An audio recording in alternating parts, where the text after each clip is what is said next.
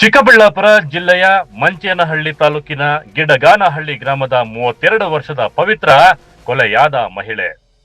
ಪವಿತ್ರ ಬೆಂಗಳೂರಿನ ಕೆಂಪೇಗೌಡ ಅಂತಾರಾಷ್ಟ್ರೀಯ ವಿಮಾನ ನಿಲ್ದಾಣದಲ್ಲಿ ಕೆಲಸ ಮಾಡುತ್ತಿದ್ದರು. 2011ರಲ್ಲಿ ವೆಂಕಟೇಶ್ ಮತ್ತು ಪವಿತ್ರ ವಿವಾಹವಾಗಿದ್ದು ದಂಪತಿಗೆ 3 ಹೆಣ್ಣು ಮಕ್ಕಳಿದ್ದಾರೆ. ಆರಂಭದಲ್ಲೇನೋ ಸುಖವಾಗಿಯೇ ಸಾಗಿದ್ದ ಸಂಸಾರ ಕಳೆದ 2 ವರ್ಷಗಳಿಂದ ಪತ್ನಿಯ ಶೀಲದ ಬಗ್ಗೆ ಗಂಡ ಅನುಮಾನಗೊಂಡಿದ್ದ. ಕುಟುಂಬದ ಕಲಹ ಹಾಗೂ ಹಣಕಾಸಿನ ಸಮಸ್ಯೆಗಳಿಂದ ಆಗಾಗ ಜಗಳಕ್ಕೆ ಕಾರಣವಾಗಿತ್ತು ಎನ್ನಲಾಗಿದೆ. ವೆಂಕಟೇಶ್ ಮದ್ಯಪಾನ ಮಾಡಿ ಬಂದು ಪತ್ನಿಯೊಂದಿಗೆ ಜಗಳವಾಡುವುದು, ಹಲ್ಲೆ ನಡೆಸುವುದು ಪದೇ ಪದೇ ನಡೆಯುತ್ತಿತ್ತಂತೆ.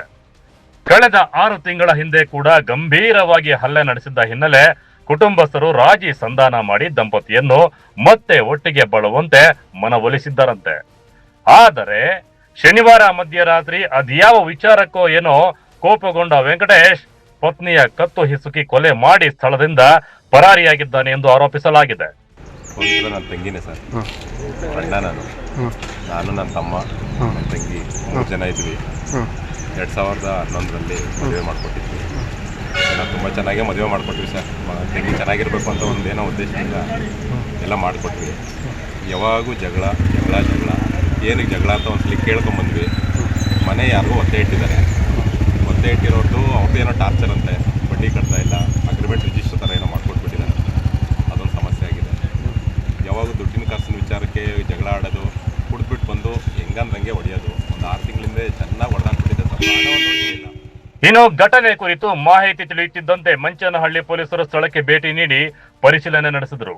ಮೃತದೇಹವನ್ನು ಮರಣೋತ್ತರ ಪರೀಕ್ಷೆಗೆ ರವಾನಿಸಿ ಪ್ರಕರಣವನ್ನು ದಾಖಲಿಸಿಕೊಂಡಿದ್ದಾರೆ. ಕೊಲೆ ಆರೋಪದಡಿ ಪರಾರಿಯಾಗಿರುವ ವೆಂಕಟೇಶ್ ಬಂಧನಕ್ಕೆ ವಿಶೇಷ ತಂಡವನ್ನು ರಚಿಸಿ ಪೊಲೀಸರು ಶೋಧ ಕಾರ್ಯ ಮುಂದುವರೆಸಿದ್ದಾರೆ.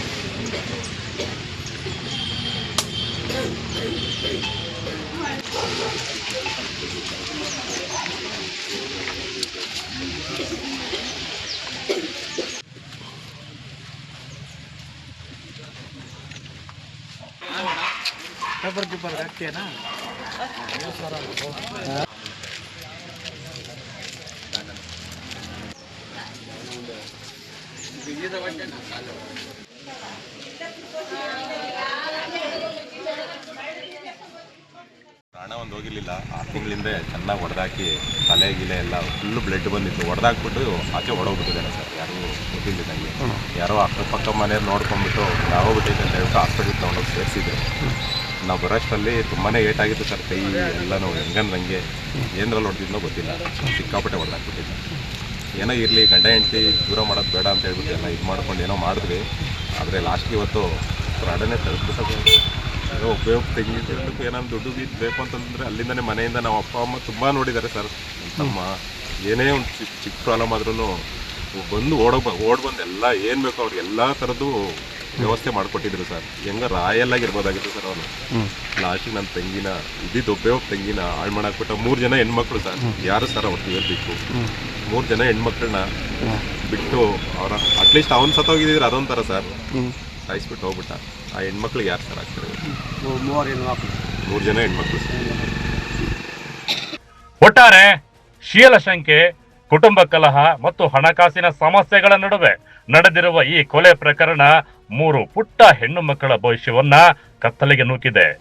ಪರಾರಿಯಾಗಿರುವ ಆರೋಪಿ ಗಂಡನ ಬಂಧನಕ್ಕೆ ಮಂಚೇನಹಳ್ಳಿ ಪೊಲೀಸರು ಬಲೆ ಬೀಸಿದ್ದಾರೆ.